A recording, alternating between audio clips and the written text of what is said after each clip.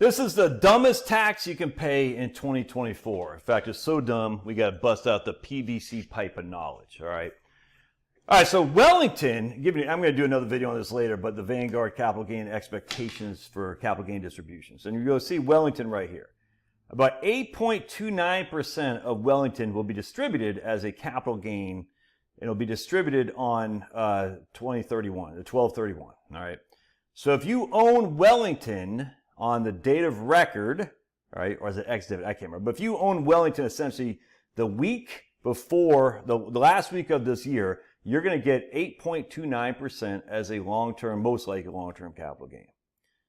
And that sounds good, and if it's an IRA, it's fine. But if it's not an IRA, what that means is you'll generate, for every $100,000 you have in Wellington, you're going to generate $8,290 of capital gains, which will be subject to a 0, 15, 20, or 23.8% tax. So here we're just saying it's be taxed at 15%. So if you have $100,000 in Wellington, you'll lose $1,243 in long-term capital gains. Again, assuming it's all long-term capital gain. Now, the stupid mistake would be is that let's just say, hey, and which is fine. So if you have Wellington, you're going to have to pay the tax, no big deal. But let's just say you're like, man, this Trump, I'm digging him. I'm going to invest. I had $100,000 in a CD. I'm going to put in the market because I'm on the Trump trade. And you're like, I'm going to buy that. And let's just say it's towards the end of the year. It's December 26th. You're like, it's day after Christmas. I'm in a Christmas me mood. I have a $100,000 CD that just matured. I'm going to buy that Wellington because I want to be on that Trump train. And the Wellington at that day, it's not. We'll just say it's trading at $10 a share. All right, so we know you're going to get 10,000 shares of Wellington. Now, on December 31st, your 10,000 shares, $100,000 with your portfolio, will give you $8,290 as a long-term capital gain. All right, but now you're only going to net $7,046 because you got to pay 15% in tax. All right, so you're like, hey, I just made free money because I had $100,000 in here. I got $8,290 of capital gain, and now, even though I have to pay tax, I still netted $7,046. And I'm going to reinvest those shares, those $7,046, into more Wellington shares. All right? And that's the problem, because what happens is you're reinvesting it not at the $10 a share you initially bought at, you're reinvesting at $9.17 a share, because the price of the fund will drop by the amount of the capital gain distribution. So now we reinvest $7,046 at $9.17 a share. We're going to add to our 10,000 shares that we had, we're going to get another 768 shares, give or take. All right, so now we got 10,768 shares. The problem, though, is those 10,768 shares are not at $10 a share. They're at $9.17 a share, which means your total portfolio now is only $98,746, give or take a couple bucks. So you invested that $100,000 on December 26th.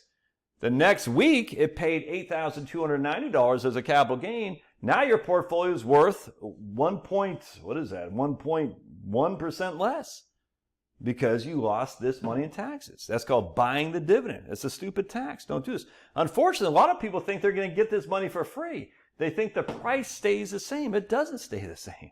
It drops by the amount of the dividend.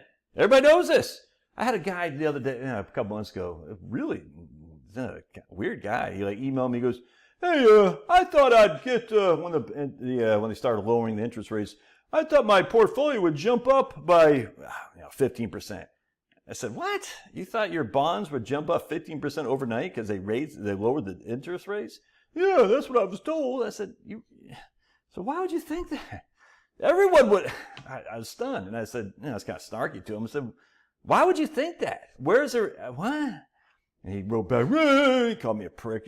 I said, "Dude, I don't know." I mean, I was being kind of snarky, but he was like, "I thought you said that." I said, "I never said that." Fidelity guy said that. I said, "Sounds like you want to blame everybody else but yourself there, guy." You know what I'm saying? No one's going to sit there and think if Jerome Powell lowers the rates by 50 basis points, your portfolio will immediately go up by half the duration amount. And I don't want to get in that. No one thinks that, but he thought it was going to happen overnight. And the same thing here.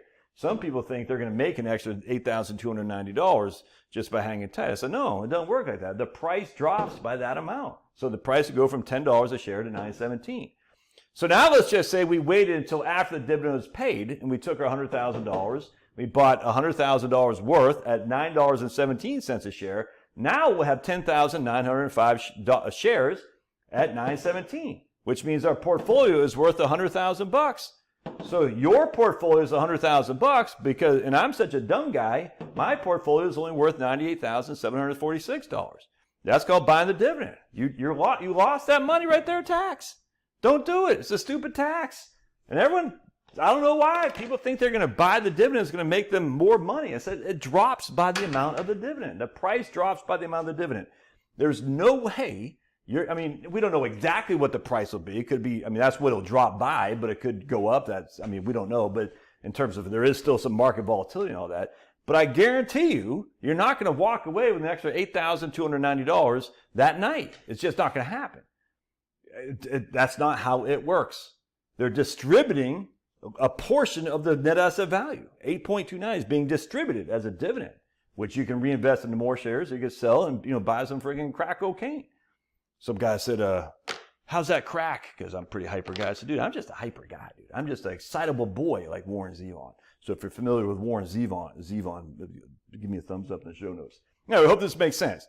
Rule of thumb, don't buy the dividend. Now, what is it, November 19th or something like that? Yeah, November 19th. Should you wait until the end of the year to buy it? I don't know. I'm not going to say that or not. I don't know. But you don't buy the dividend the week before it pays the dividend. It doesn't make any sense. Just hang tight. Now, if you're in an IRA, it doesn't matter because all this stuff is moot. It's all being taxed as ordinary income anyway. So buying an IRA doesn't make any money, you can buy whenever you want. It's outside of an IRA. Don't do that. All right, love your thoughts. God bless. We'll see you.